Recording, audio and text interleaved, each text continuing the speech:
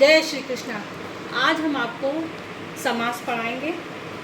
समास दो या दो से अधिक शब्दों के मेल से एक नया शब्द बनता है, उस प्रक्रिया को हम समास कहते हैं। उदाहरण के तौर पर जैसे कि है पीतांबर। पीतांबर।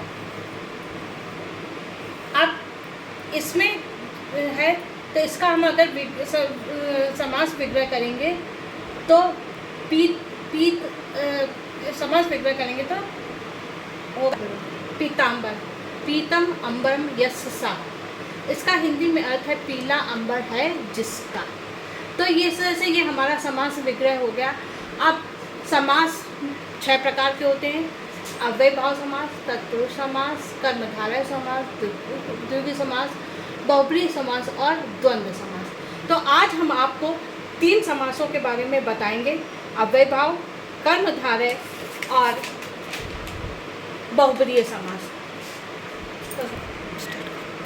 अव्यय भाव समास, इसका है कि जिस समास के पूर्व पद अव्यय हो और उसके अर्थ में प्रधानता, उसे अव्यय भाव प्रधान कहते हैं, तो समास कहते हैं। इसमें पहला पद अव्यय होता है और दूसरा संज्ञा, यानी पहला पद आपका अव्यय होगा, दूसरा पद संज्ञा होगी और समस्त पद अव्यय होगा। यदि कि जो नया हमारा ये शब्द समस्त पद विग्रह होगा, ये भी अव्यय ही होगा।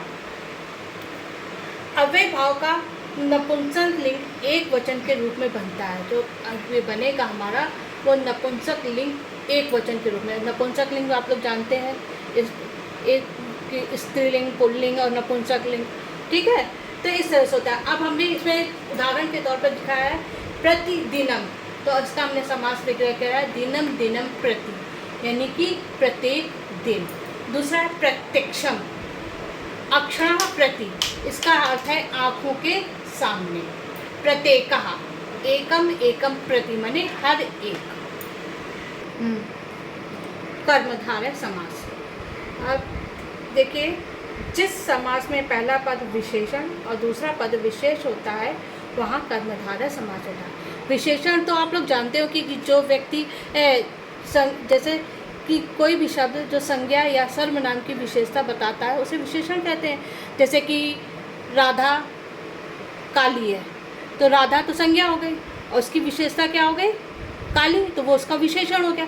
इसी प्रकार से यहाँ पे देखते कृष्ण सर्पः, यानी कृष्णा सर्पा, कृष्णा माने काला, सर्पा माने सांप, यानी कि काला सांप। काला जो है ये विशेषण है और ये विशेष है, ठीक है। इसी प्रकार से श्वेतांबर, यानी श्वेत अंबरम, यानी सफ़ेद वस्त्र, तो ये सफ़ेद हमारा क्या हो गया? विशेषण हो गया और ये हमारा विशेष हो गया।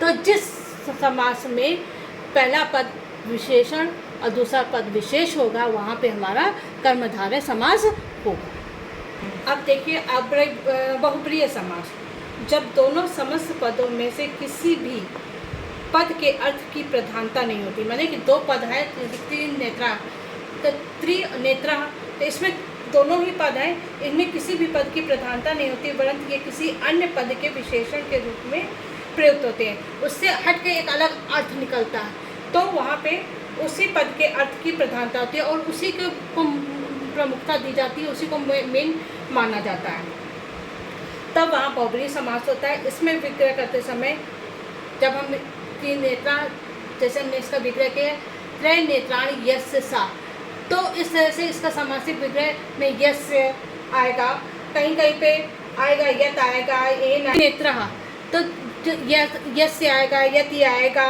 लेकिन ज़्यादातर आप जब समास विग्रह करेंगे तो उसमें यस्य सा अक्सर ही आता है।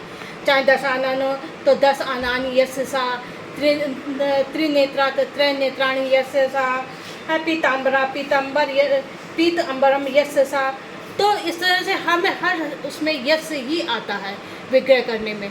और इधर आप ये देखेंगे त्रिनेत्राणि यस्य सा, माने 3 नेत्र हैं जिसके। 10 आनान यस्य सा, माने 10 मुख है जिसके। बच्चों, अगर आपको हमारा वीडियो अच्छा लगे तो उसे लाइक, सब्सक्राइब और शेयर अवश्य कीजिएगा। मैं आशा करती हूँ कि आपको हमारा ये समास पद मैंने जो आपको समझाए वो ज़रूर अच्छे लगेंगे और इस पे आप लाइक और कमेंट्स ज़रूर कीजिएगा। जय श्री राधे राधे।